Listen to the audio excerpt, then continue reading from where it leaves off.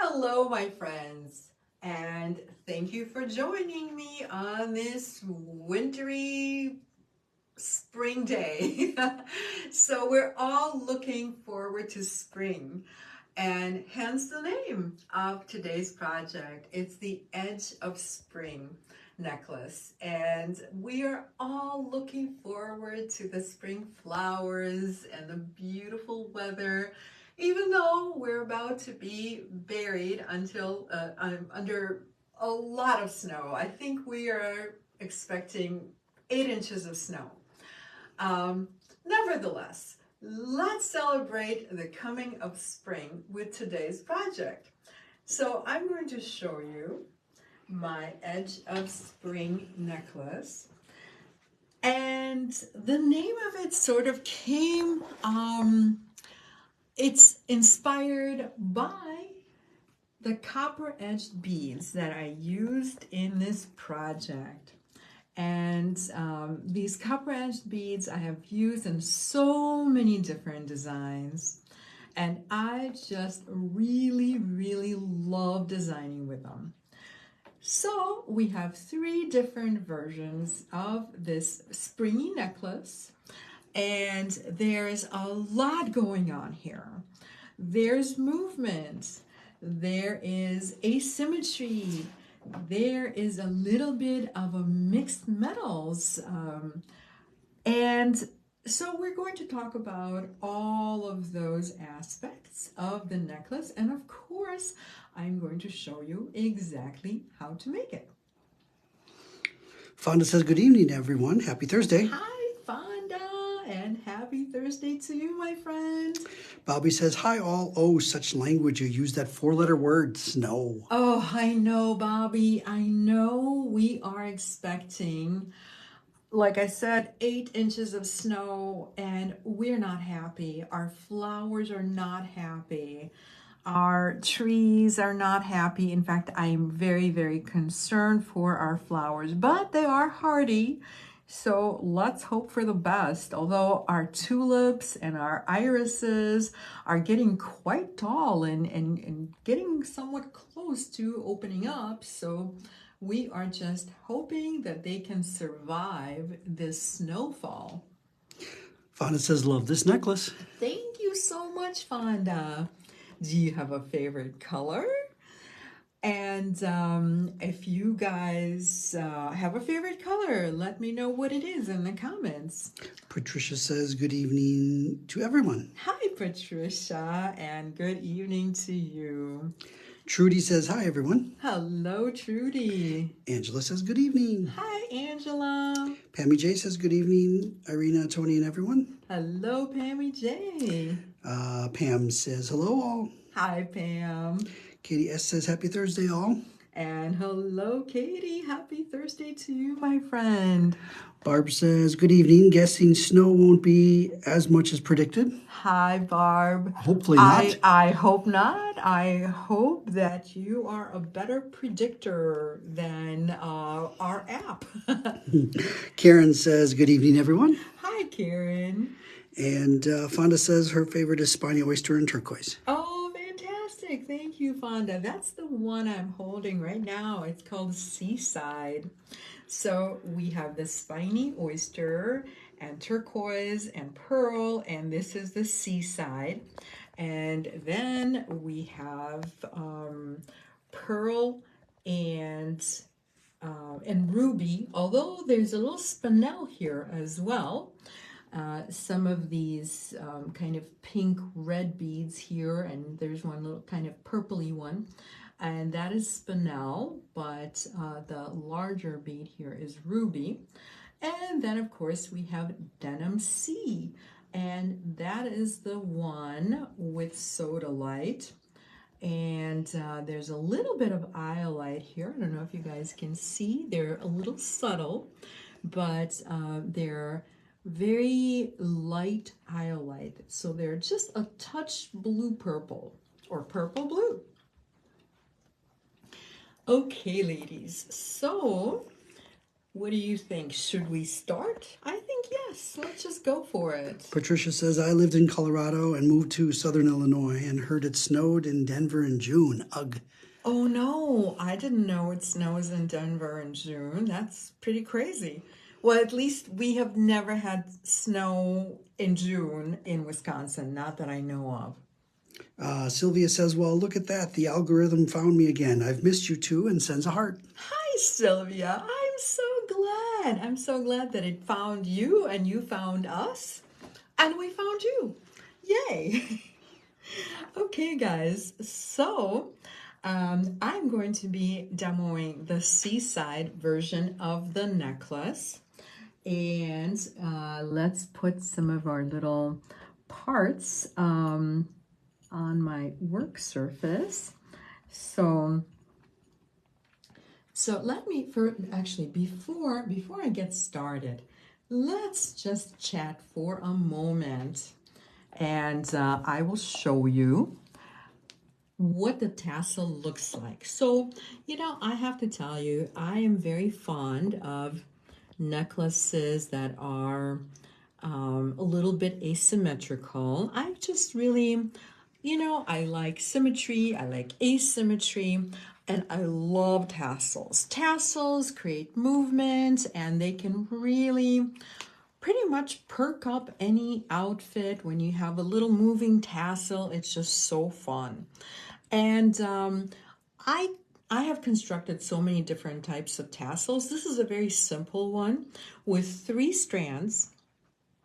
So we have 3 strands of different lengths. And the lengths are approximately 3/4 of an inch, and then an inch and a quarter, and then an inch and 3/4.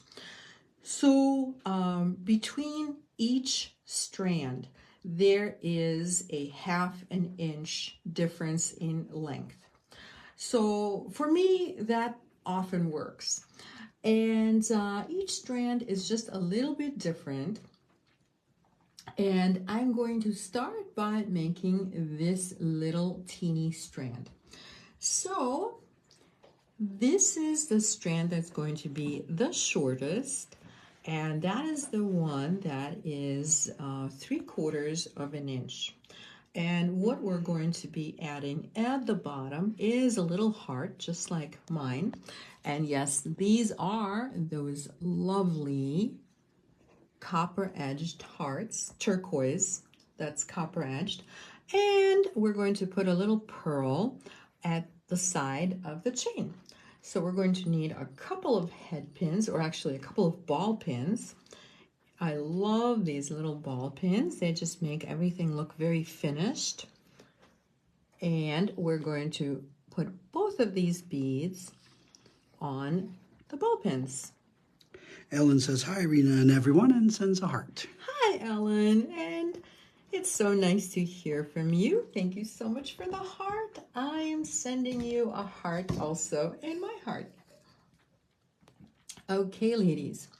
So one thing that's going to be just a little bit different about using the Seaside kit is that whenever I create anything with these little hearts, because of the dip in the heart, I like to put a little seed bead right in the dip so that it's very easy to wrap. Because otherwise, I don't know if you guys have ever wrapped into that little dip in the heart, but it gets a little bit difficult. But if you add a little tiny 15-0 seed bead, it doesn't seem that significant, but it makes our life so much easier. So go ahead and string the seed bead right after the heart. And this is what it's going to look like. And of course, if you are making either of the other 2 necklaces, either the ruby pearl, this one, or the denim C, you do not need to use the little seed beads. In fact, you will not have the little seed beads in the kit. It's only for the Seaside one, which has the hearts. And we are going to use the chain nose pliers and make a 90-degree angle in both of these, leaving just a little bit of a space between your bead and the bend in the wire. So we like that nice 90-degree angle. This is what it's going to look like. And now I'm going to use my round nose pliers and create a loop. These are going to be wrapped loops. So we're keeping that long tail that is attached to our ball pin. So it's going to look like that. And I'm doing this on both of these components at once. So it's kind of assembly style. And when I have multiple beads where I'm going to essentially do the same step on multiple beads. And you know what I just did? Somehow It fell off. oh yes, I lost the little seed bead. Okay, so no worries. Let's see if we can just sneak it in there without taking out the loop. We might be able to do that. Katie S. says it snowed in Wisconsin in June. Has it? Well, Katie, I was wrong for the first time ever. You can roll your eyes just a little bit if you want to. No, actually, I was not aware of that. I have heard that we've had snow in May, but wow, in June, that's kind of crazy. So I made my loop, and that little seed bead wants to sneak out again. But once I put it on my chain, so this goes at the bottom of the chain, and as soon as I start wrapping the loop, it can no longer sneak out. So let's just go ahead and do that right now. Katie says, I think we just forget such unpleasantries. That is very true, very true. Do you know when that was? Was that a while back?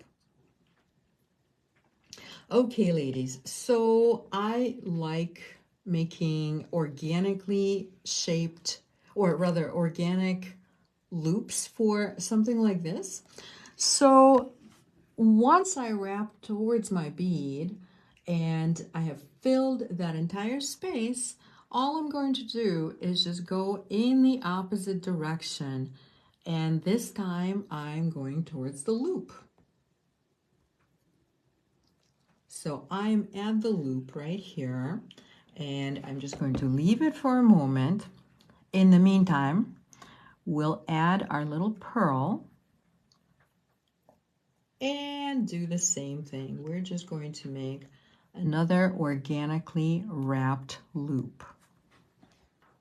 And I think I'm like the third loop up from the bead, but you know, it's very intuitive. It doesn't have to be in a specific spot. Just put it wherever it looks good to you. And I'm making another organically wrapped loop. So now I am going to cut off the excess wire on both components. And of course, the advantage of doing it assembly style like this is that I only have to pick up each tool once, and that saves me a little bit of time.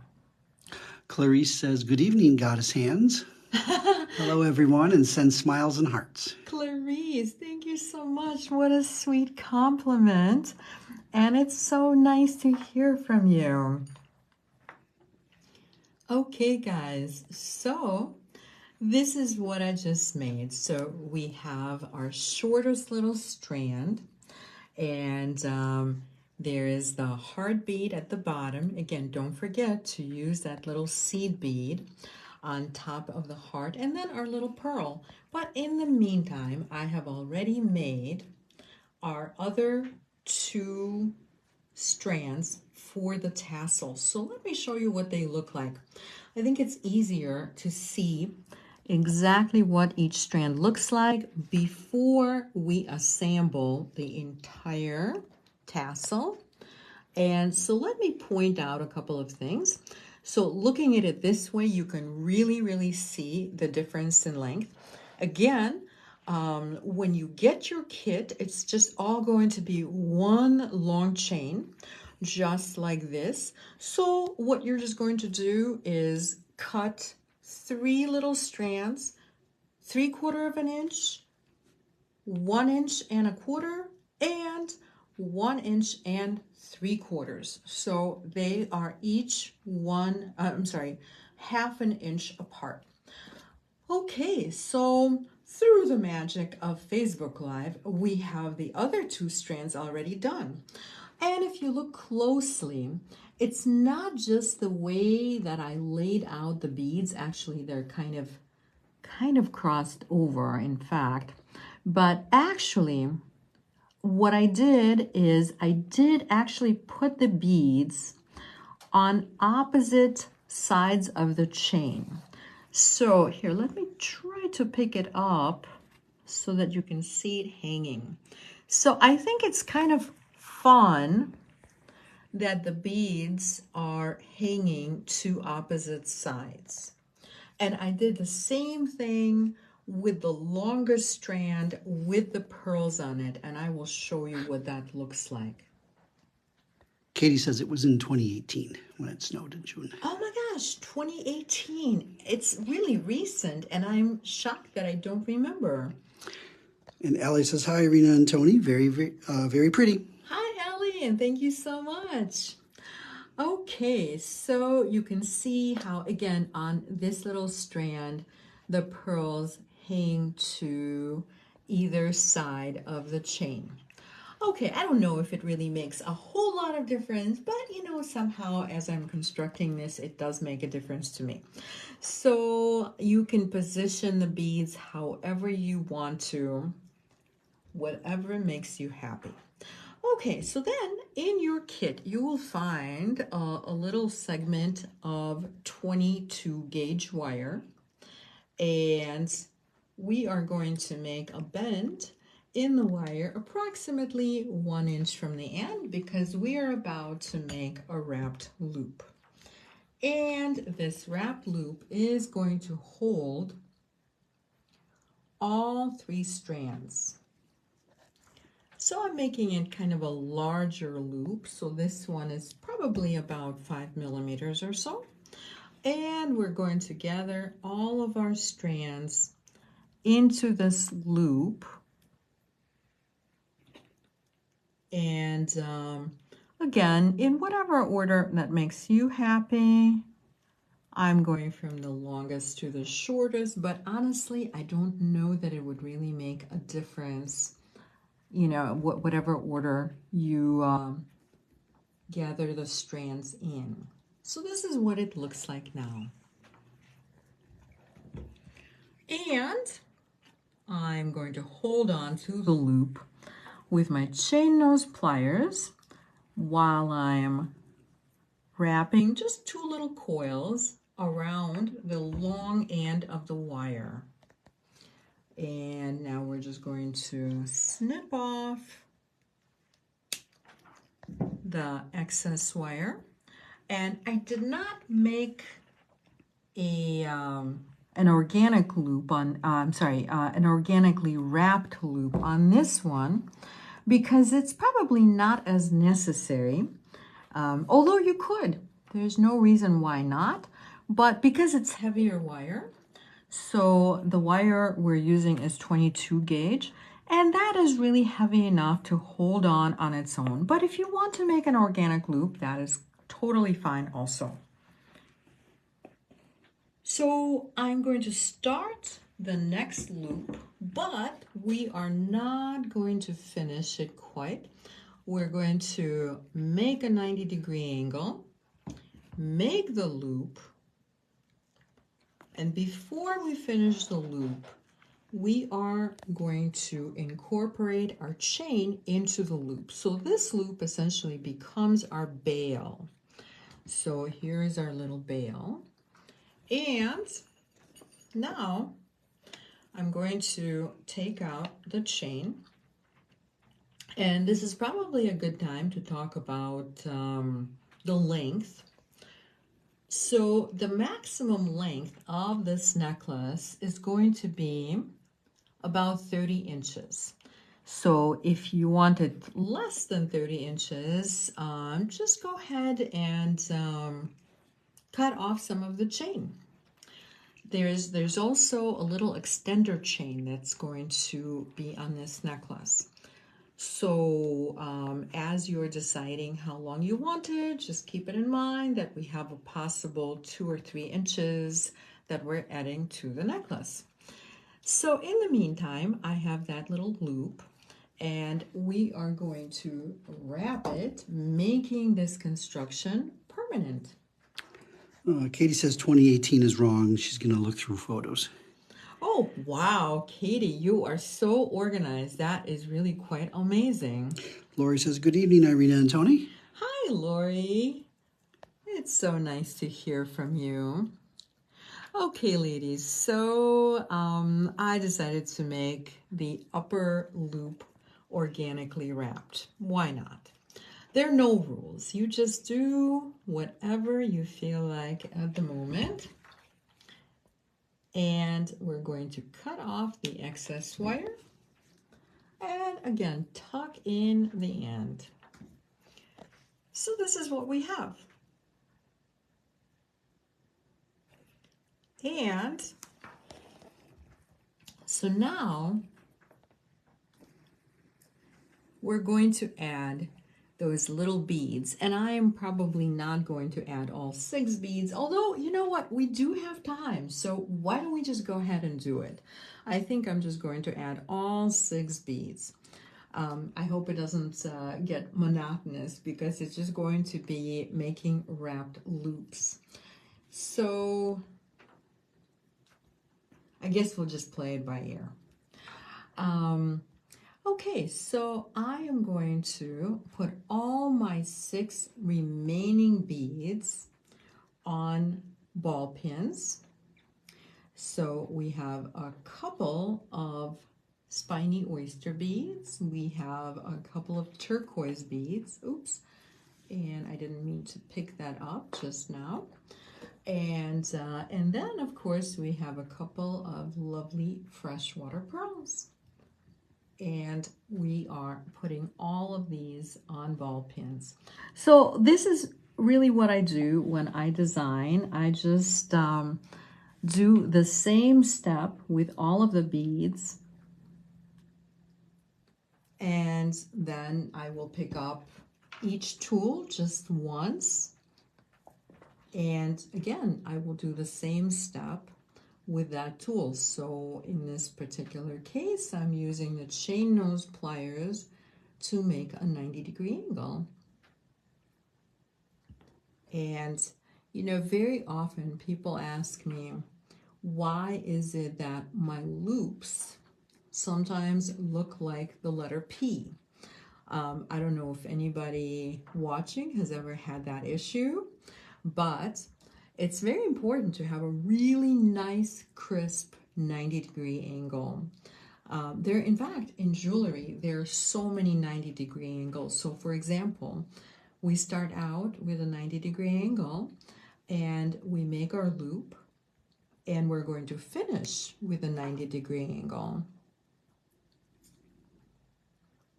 So when you're finished making that loop, you should have another 90-degree angle. And like right here, I just went a little too far making my loop, and I unbent it slightly, and what happened was my loop is just slightly off center. So I'm able to fix it just like this, just getting that bend back in. But so if you are getting loops that look like letter P, it probably means either you're not making a good crisp 90-degree angle, or you're unbending it in the process of making the loop. So just remember that little angle, the 90-degree angle, is really our friend. We want to keep it. And if we focus on not unbending it, we are going to have beautiful loops.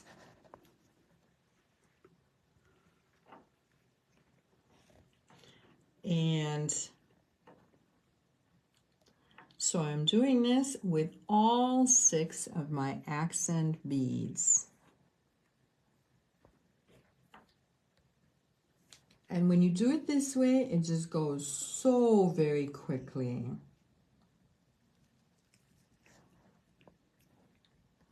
Okay, and that is the last one.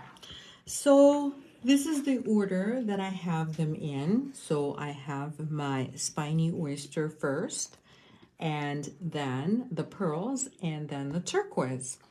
So we will do the same thing with this necklace as well. And so before I actually string them, I will look at my chain like this and just kind of separate it a little bit. And since in the upper part of this necklace, there's a little, well, not a little, but there is symmetry. I kind of forgot to talk about the asymmetry and the balance. So maybe we'll come back to that in just a little bit. But in the meantime, look how I am positioning the beads. I am actually really taking care to not only position them symmetrically, but also I'm positioning them so that they are facing towards the outside of the necklace, because this is the way that they're going to hang the way we want. Otherwise, it's going to get tangled. It's just not going to give us the look we want. So you get the idea. And I know it's a little bit confusing watching this, but I think you get the idea, right? Kim K says, hi, everyone, joining late. Hi, Kim. Thanks so much for joining us. Gloria is wondering what gauge head pins these are. Thank you for asking, Lori. I'm pretty sure they're 24 gauge head pins. And actually, ball pins. Kathy K says, is it important to have consistent size loops? Well, I guess let me ask you this. Is it important to you? I guess to me, it's important, especially now that I'm working on the symmetrical part of the necklace. And you know what? I'm going to, well, no, I was going to say, I think I'm going to get a little tangled in this, but probably not actually. So I'm really taking care to put my beads not only facing the outside, but I'm literally looking at the order of the chain links. And so for example, if I am in this chain link, if I skip one and go into the next one, it will give me the same direction. But if I'm not quite ready to go into this one, maybe I'll skip another one and go into the next one after that.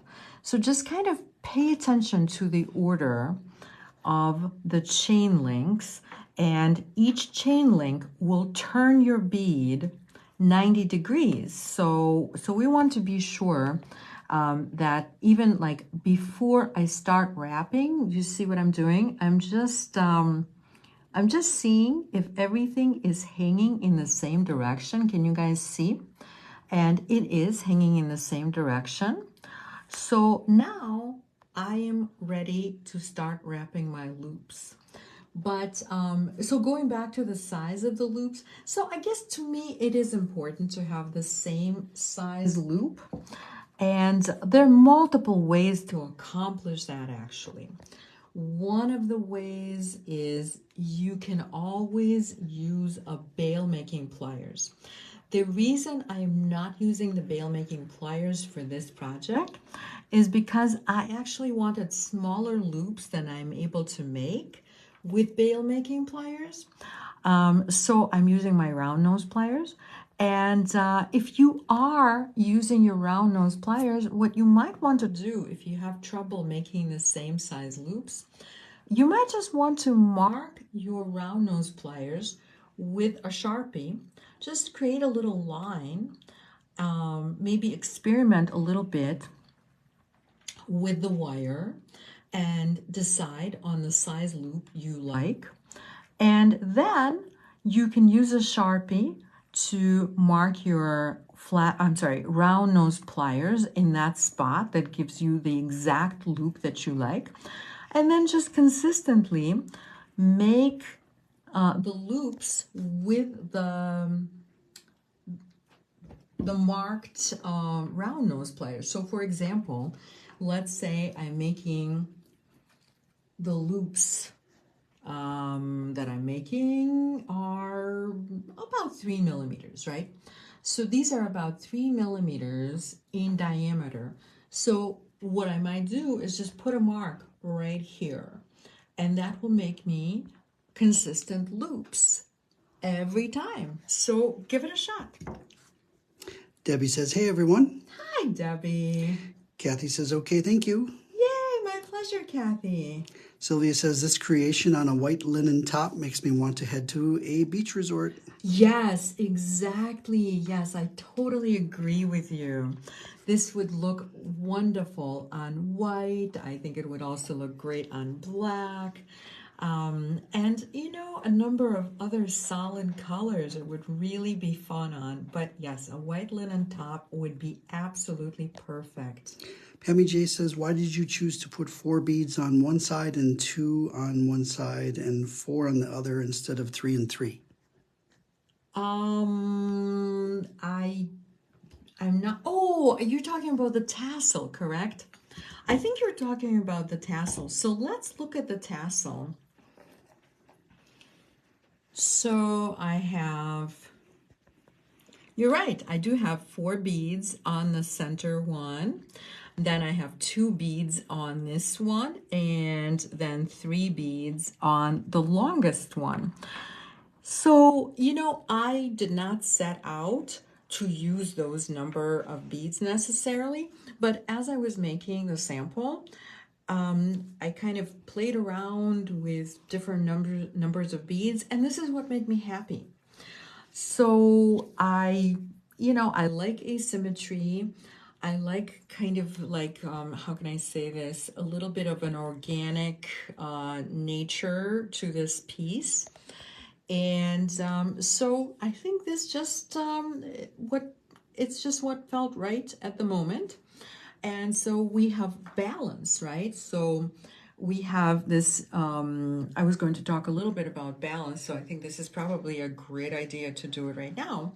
So we have the shortest one, and we have a slightly longer one, and we have a slightly longer one yet.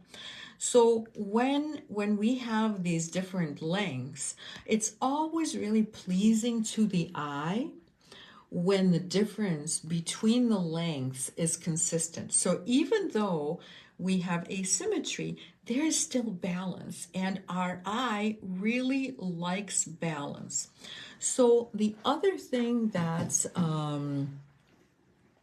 our eye perceives without even thinking about it is there are 3 pearls, there are 3 of the spinies, and there are 3 of the bigger beads. And again, it's really pleasing to the eye to see odd numbers. So that, I guess that's my reasoning. And probably, you know what, I didn't even think of that as I was creating it, because I create intuitively. But then as we get up here, in the body of the necklace, right, the chain, that's the same thing. So we have 3 on one side and we have 3 on the other side. And again, 3 is a great number. It's very pleasing to the eye. Lori is wondering if the ball pins can be purchased in bulk. Yes, we definitely have a lot of these ball pins in stock. I design a lot of with these ball pins. They're lovely. And you can email us, and we will be happy to send them to you. I don't know if they're not listed in the Etsy shop, right? No. But if you email us, you know, sometimes I show things that are not necessarily listed in the Etsy shop. But if we have them in our brick and mortar store and you see me using them, or somehow you know that they exist, please email us and we will be happy to send them to you. Lori says thank you. My pleasure, Lori. Okay, ladies, so since we're doing this assembly style, we are just going to go back and snip off all of the excess wire ends. And then, of course, we're going to remember to go back and tuck them all in, because at this point they are sticking out just a little bit. They're going to get caught on our beautiful linen tops, and they're going to be pokey, and that is never good. Althea says, so attractive. Thank you so much, Althea.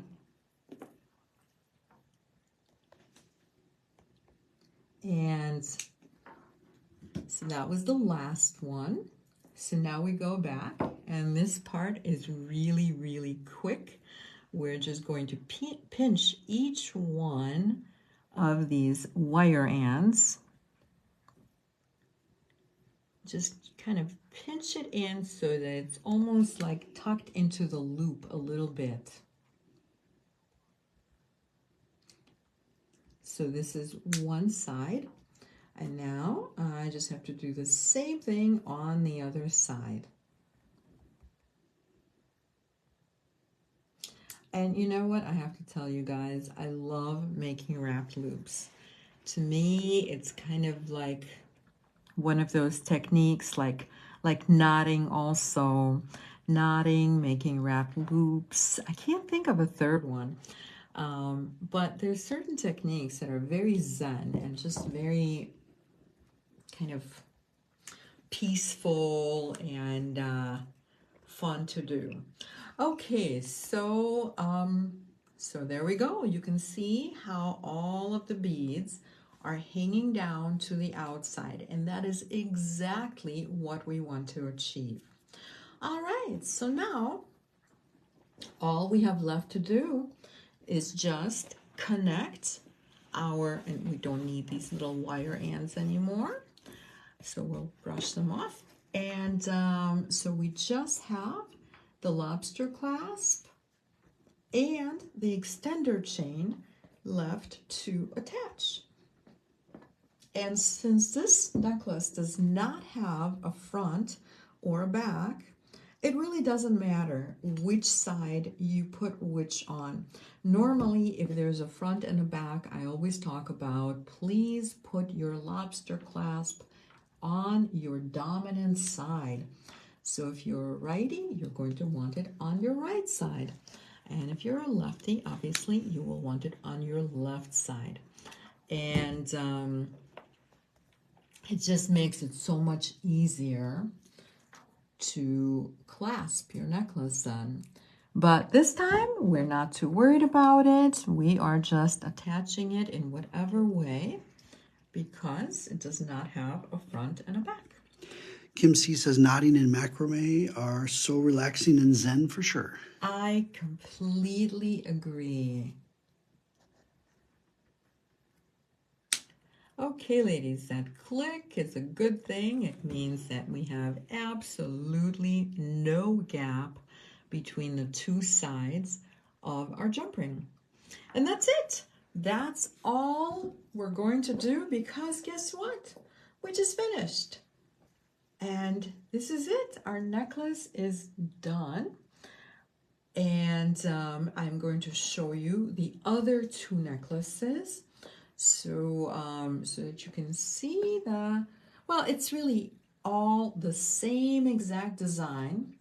And as far as constructing, you're just going to do exactly the same things, except on the other two colorways, you're just not going to need those little seed beads.